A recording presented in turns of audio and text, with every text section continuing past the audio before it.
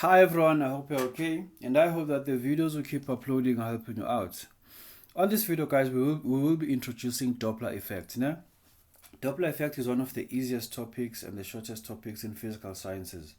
So I'm expecting you guys to grasp everything that I'll say over here, and not because I'm forcing you, but because this topic is just easy. Are you together? Okay, by definition, what is the Doppler effect? The Doppler effect, guys, is just the apparent change in the observed frequency of the source as a result of relative motion between the source and the observer. Are you together? The Doppler effect is the apparent change in the observed frequency of the source as a result of the relative motion between the source and the observer. Okay, there's there's only one tool we use in Doppler effect. It simply says FL is equals to V plus or minus VL all over V plus or minus VS all multiplied by Fs. Whereby Fs is just the frequency emitted by the source. The frequency emitted by the source. FL is the frequency. FL is the frequency observed. This is the detected frequency, right? And then V is just the speed of sound.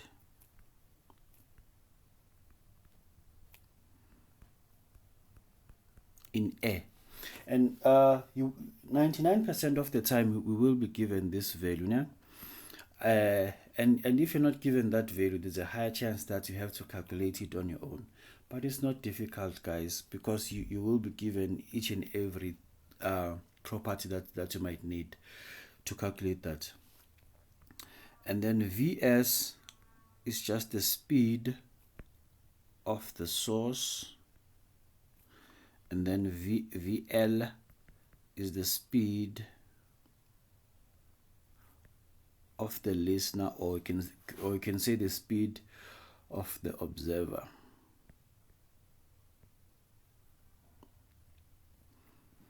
If frequency, guys, it's always measured in hertz. Are you together? And then speed is always measured in meters per second. Are you together? Speed is always measured in meters per second. Okay, the formula says FL is equals to V plus minus VL all over V plus minus VS.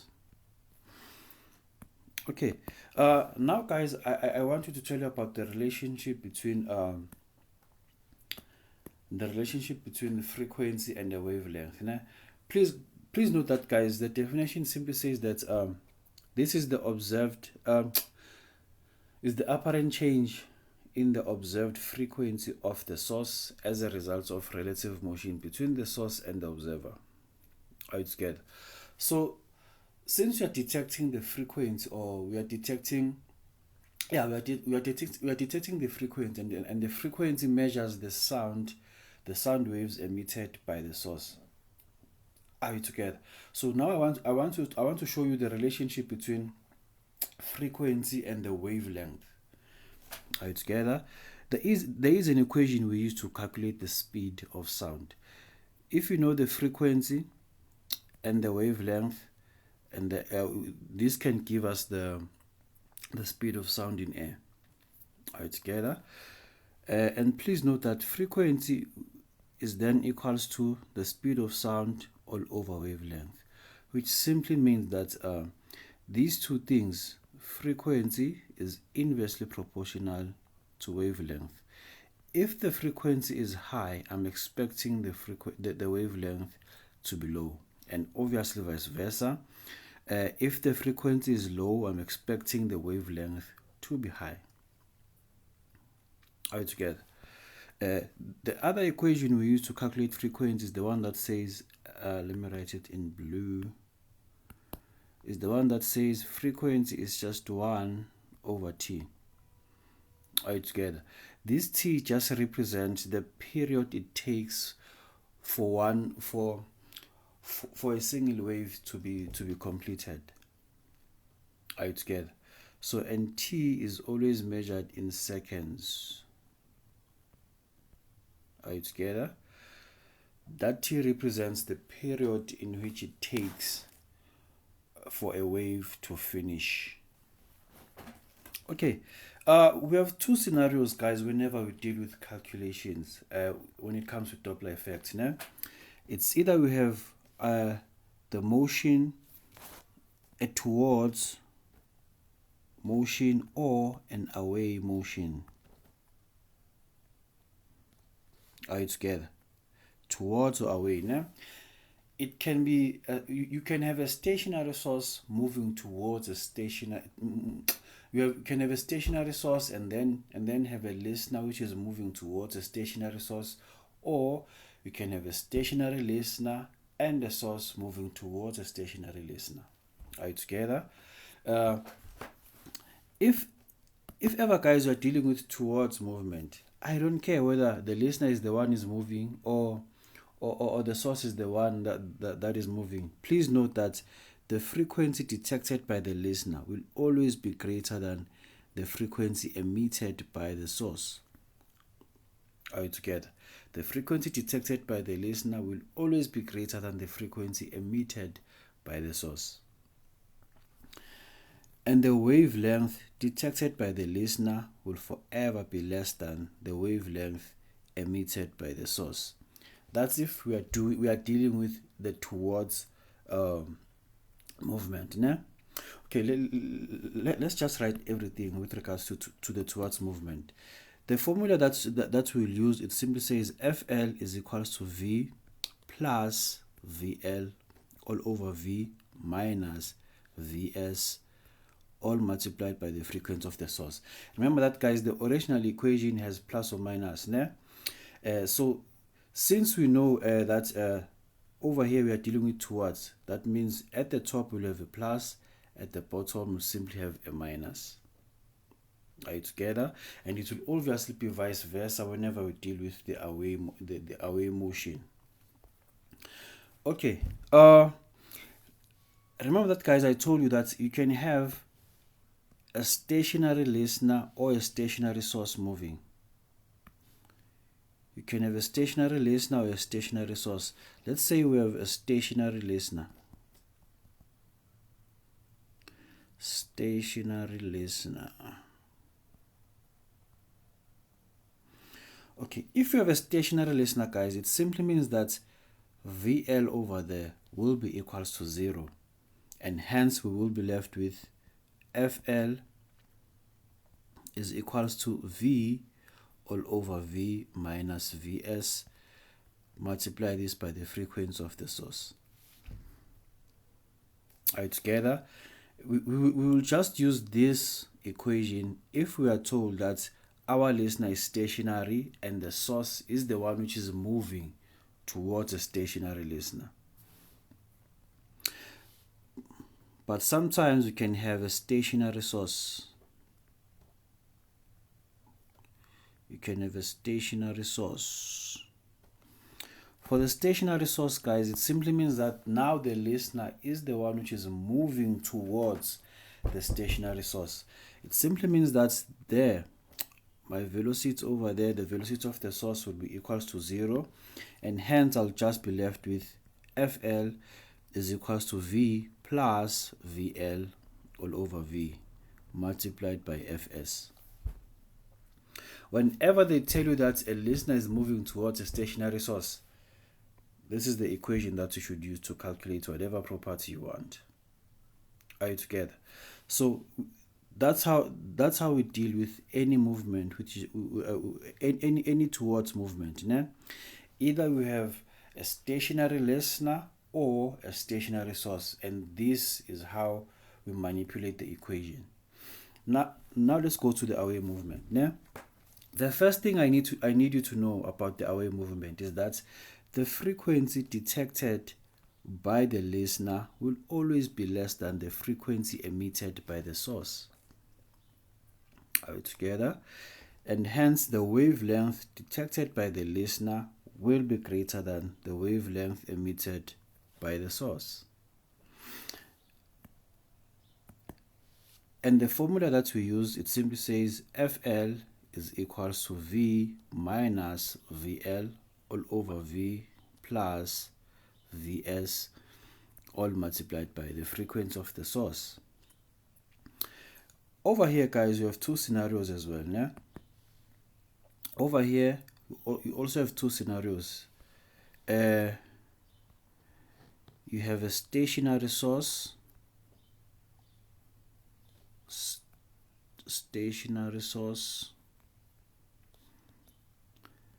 or a stationary listener.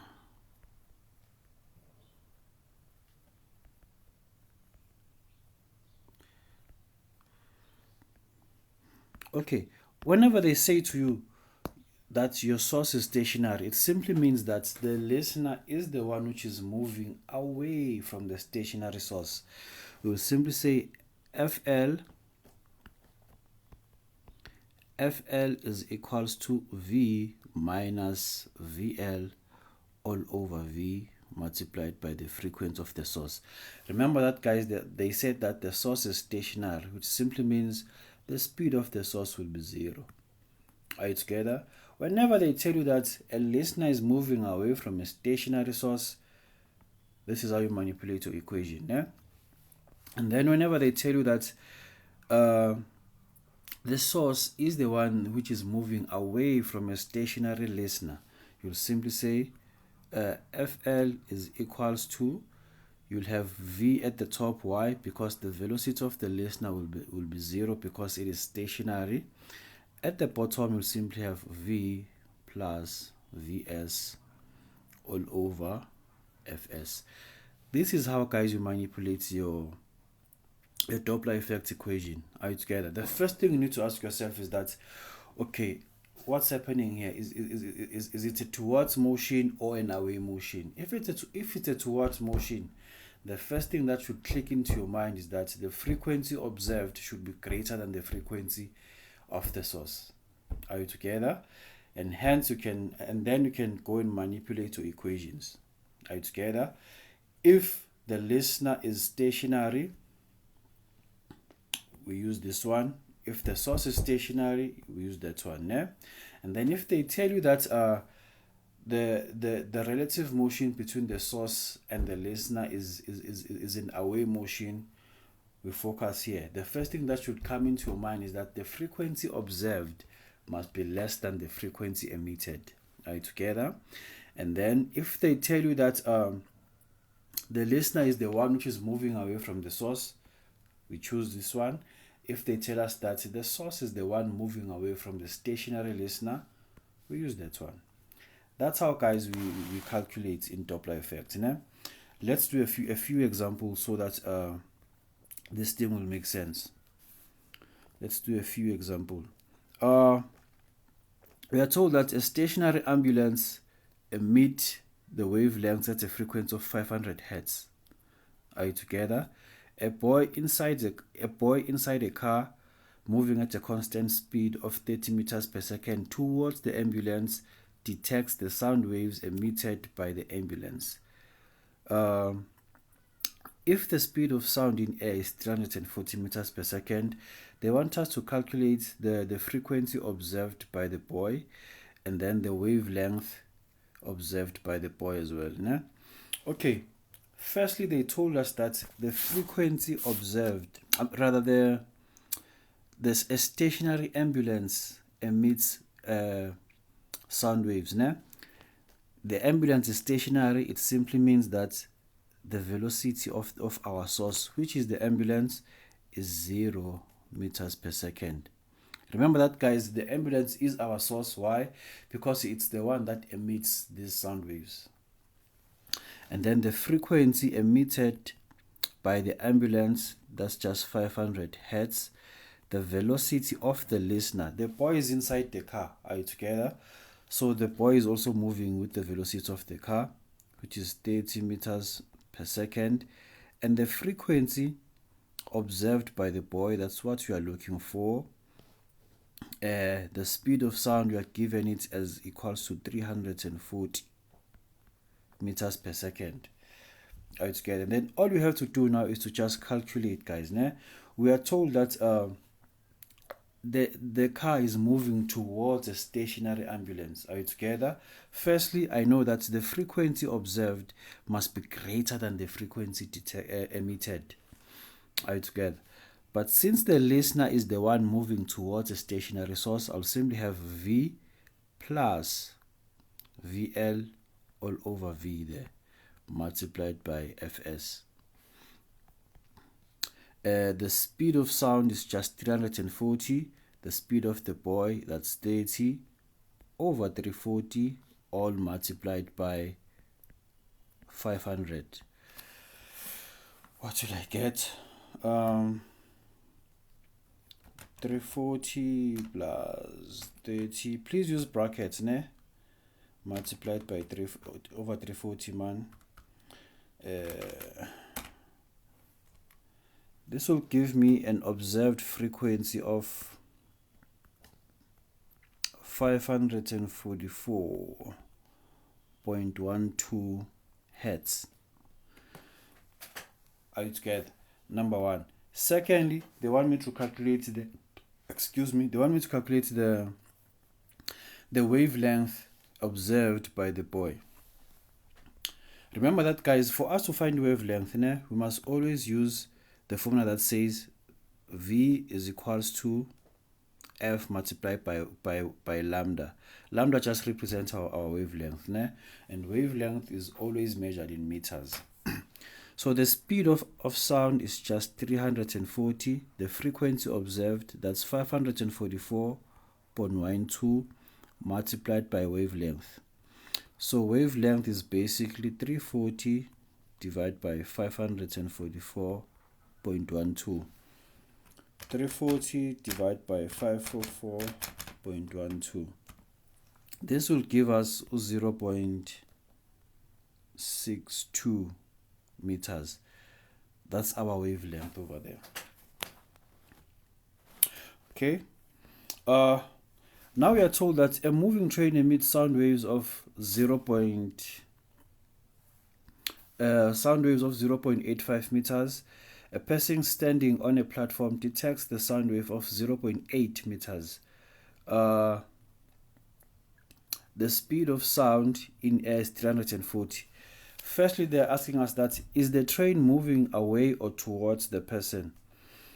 Remember that, guys, if a listener detects sound waves which are lesser than the sound waves emitted, it simply means that the train is moving towards a stationary listener. Remember that, guys, I said to you, for towards movement, the frequency detected must be less than the frequency of the source. Our train is the source. Are you together? Our train is the source because it's the one that produces sound waves. Are you together? So we are given the wavelength as 0.85. This is the wavelength. That's the wavelength of our source, and over here we have the wavelength of which is detected by the listener. Are you together? From this information, you can simply calculate the frequency of the source and the frequency of the listener. Remember that this is a towards movement. Okay, now let's calculate. Firstly, let's find the frequency of the source. Frequency of the source is basically equals to 340 all over 0.85. What do we get? 340 0.85. That's 400 hertz. The frequency observed, I'm expecting this value over here to be greater than 400. Why? Because I've declared that the source is moving towards a stationary listener. That's 340 divided by 0.8. That's 425 hertz. the velocity of the source. Are we given the velocity of the source?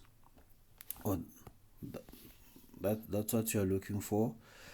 But the velocity of the listener is stationary, 0 meters per second. The speed of sound is 340. Né? We'll simply use our Doppler effect equation. Frequency of the listener.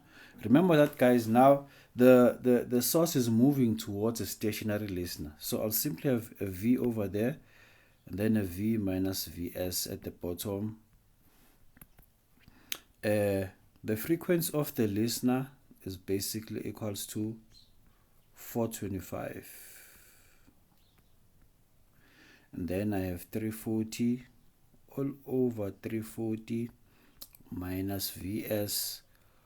And then this is all divided by 4, all multiplied by 400 rather. Okay, I want to solve, and I'm looking for the speed of sound. Yeah? Okay, all I have to do now is to just cross multiply. I'll simply have 425 multiplied by 340 minus Vs.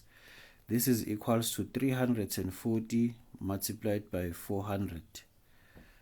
Are you together? And then I can divide both sides by just 425. I'll be left with 340 minus Vs being equals to 340 times 400 all over 425. Are you together? And then this will give me negative Vs is equals to 340 multiplied by 400 all over 425 minus 340, because I take this to the other side. Né? And then on my right hand side, I'll simply have 340 times 400 all over 425 minus 340. Negative Vs is just equal to negative 20. So therefore, the speed of the source, the train is traveling at 20 meters per second. Does it make sense? I hope it does. And if it doesn't, guys, please do rewind the video. You can just ask me on the comment section. I'll come back and clarify. Okay, and then now let's go to the last one. We are told that a sound source produces sound waves at a frequency of 500 hertz. A sound source produces sound waves rather at a frequency of 500 hertz. A listener detects sound waves from the source at a frequency of 515 hertz. The sound source is moving. The sound source is stationary and the listener is moving at 10 meters per second. They want us to calculate the speed of sound in air.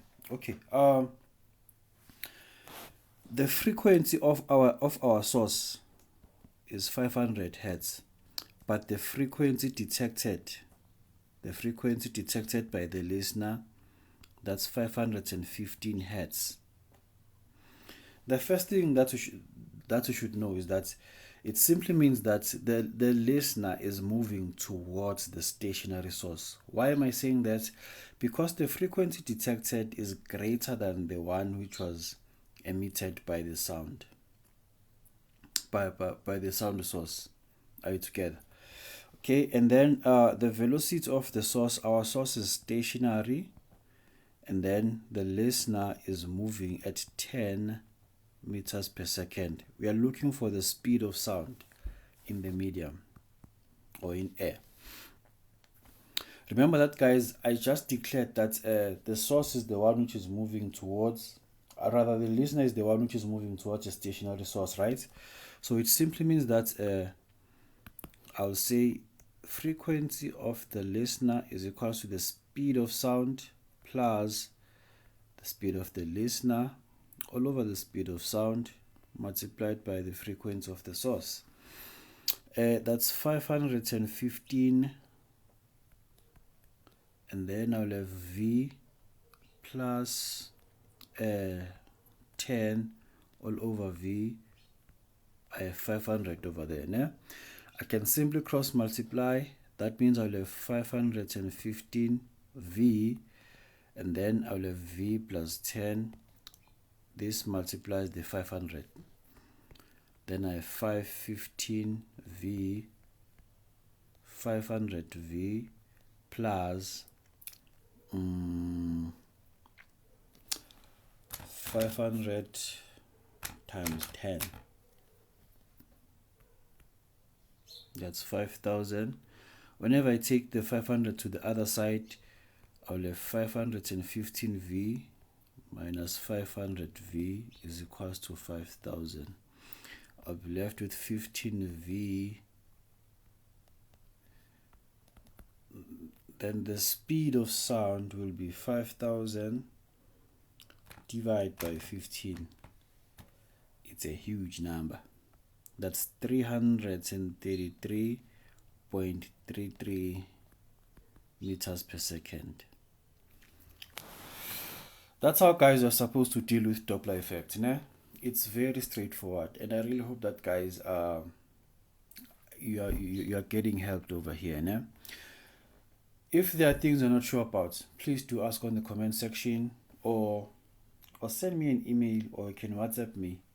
You can send me an email on info.phtutoring@gmail.com, or send me a WhatsApp message on 065 886 9829. I'll definitely come and assist you. Yeah, thank you for your time, guys. Just share the video to your peers, and don't forget to subscribe and like. Bye.